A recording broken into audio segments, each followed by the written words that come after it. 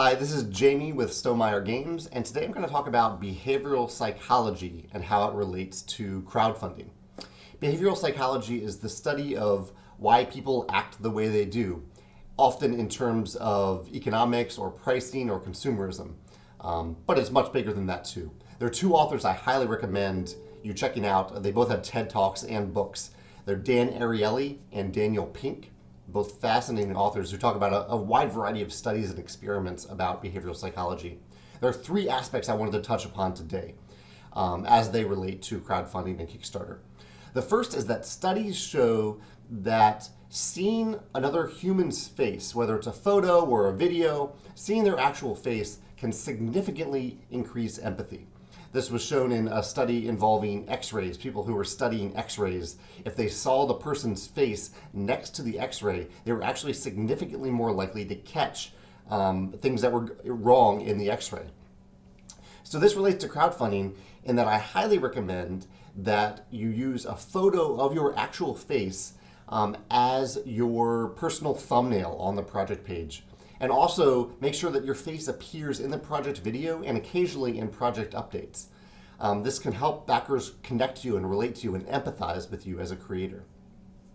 The second element is that humans feel compelled to do things that are consistent with our stated intentions. If you say you're going to do something, you're more likely to do it just because you said it. That's ingrained in your head, in your psyche at that point.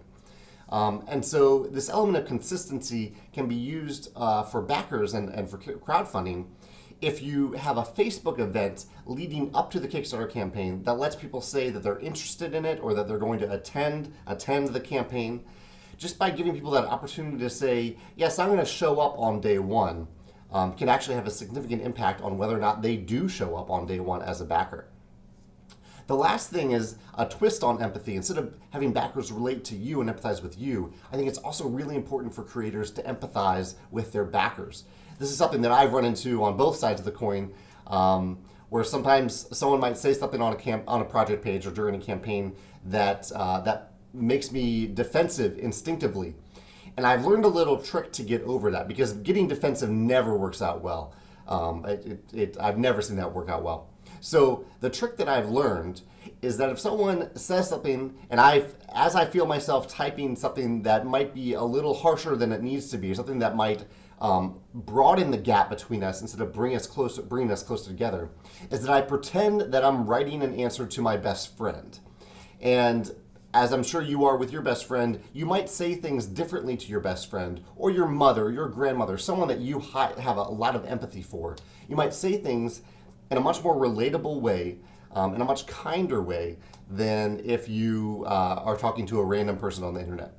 So I highly recommend using that little trick in those moments where you might not show the best side of yourself. And by doing this, I find myself empathizing more with the other person, connecting with them, seeing them as a person rather than a few lines of angry text on the internet.